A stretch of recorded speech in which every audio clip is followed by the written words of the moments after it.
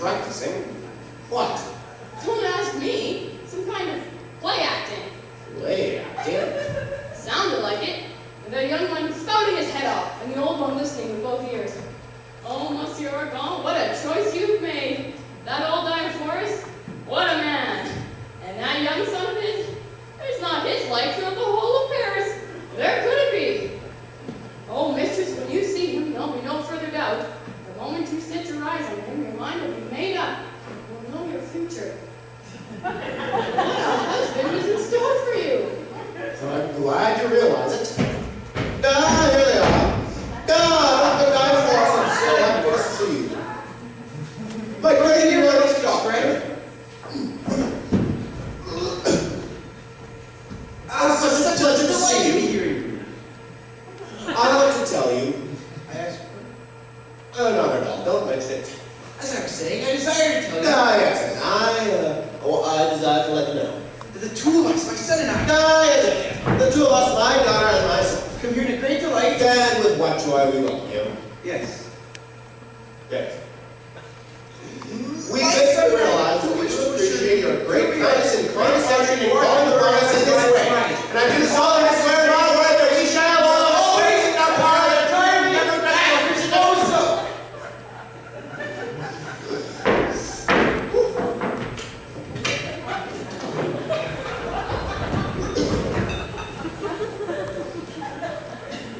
My turn now? Yes. The old boy first.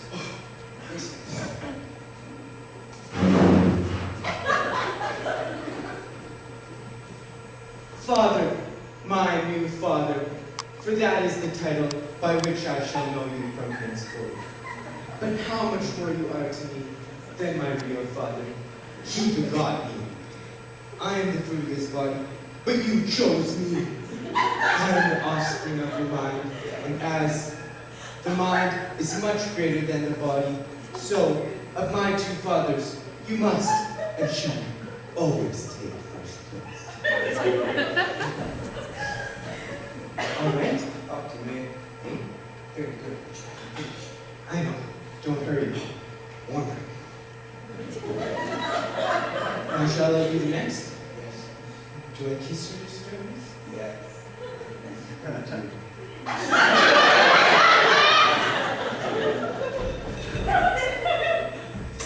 Mother, my new mother.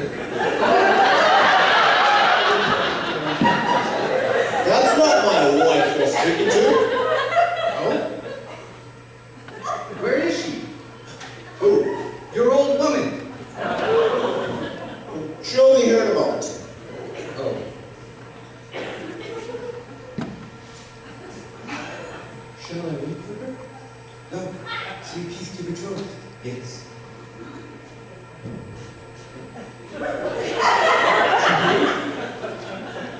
You have to eat? Oh, yes. How does it begin? No, wait. Even the statue of Memnon. Yes, yes. Dear gracious lady, even as the statue of Memnon is said to emit beautiful sounds when warmed by the rays of the sun, so I, when kindled by the burning splendor of your loveliness, am constrained to give vent to your praises. Charlie, Charlie, Charlie. Eh? Charlie! And as the exquisite flower known as heliotrope, so the naturalist informs us, turns its face always towards the sun, so that from this moment, my whole being will always be drawn towards those two twins of loveliness. Your eyes. There's more. Grant me then, upon the altar of your radiance, to offer you my heart, bereft of all desires, but the desire to please humbly, obediently, willingly for the remainder of my earthly life, and beyond, to be your slave and husband. Well, it only shows. Shows what?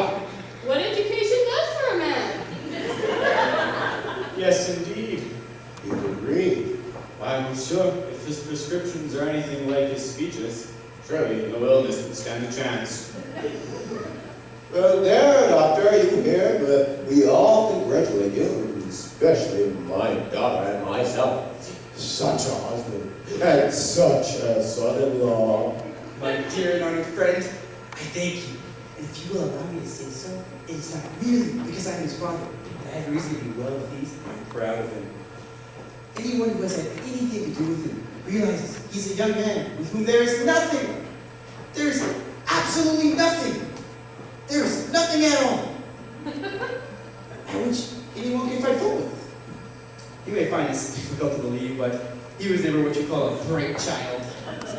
Never seemed to play with other children, mix in childish games, never seemed to understand the rules. They were beneath him.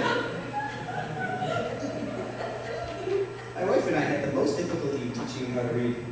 When he could, he wouldn't. Don't say so. You must have been anxious. On the contrary, I was overjoyed.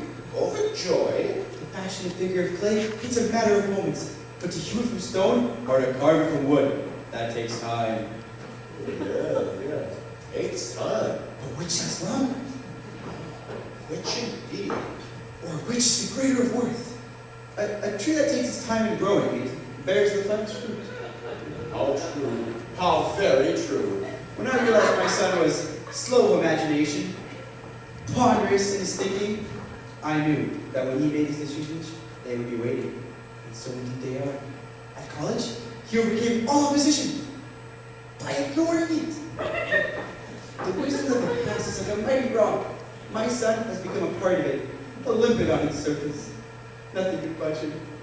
He has no use for the current ideas and theories of the present, regarding them as he did the childish games of his boyhood, beneath his nose. My son does not as much stand aloof from his fellows as he towers above. No doubt, with your immense influence, you'll get him some splendid position, perhaps even at the court, where you'll have the great ones of the land under his care. In my experience, to attend on the greatest is not the most satisfactory way of exercising our profession. Practicing in less exalted circles, that's more rewarding. You surprise me. How so? It's very simple. When the great ones of the world follow, they send for us, and they will be cured. Thomas, eh? You forgot something! What? The corpse! Oh, Jim, yes. I've got a surprise for you. A wedding present. Tomorrow afternoon, you're to come with me to the hospital and watch me dissect a body. A body? A dead body? Oh yes, quite dead, but fresh. Easy, Master. I have to entertain my guests. I want my daughter to sing to them. See to it. Yes, good monsieur. I've come prepared. Prepared for what? For you to sing. But I can't sing. Now, my dear people, please, no modesty. For me, and I should know, you have the most beautiful voice I've ever heard. As to its use, you're learning, and very quickly. And as an obedient daughter, if I may make so bold, it behooves you to show your father, his guests, and indeed your teacher how you're progressing. But what am I to sing? Here it is. A duet. No need for dividends. And as it is well known, those who teach singing can never sing themselves. From what you tell us, this isn't going to be good. That will be for you, monsieur, to judge. This, monsieur, is the most unusual composition you are about to hear. It is designed especially for beginners and teachers who can't sing.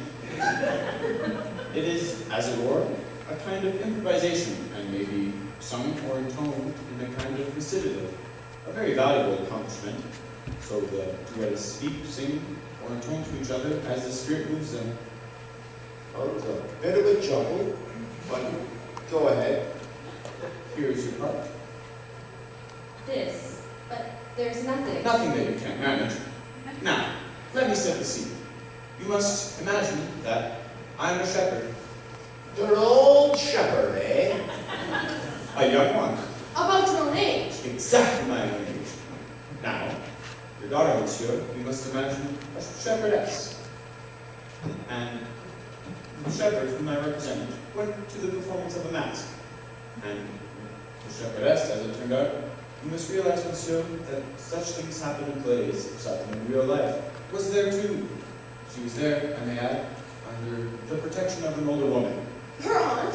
Extraordinary. Perhaps you know the story. At the beginning of it. I don't know what comes next or how it ends. Indeed, it was her aunt.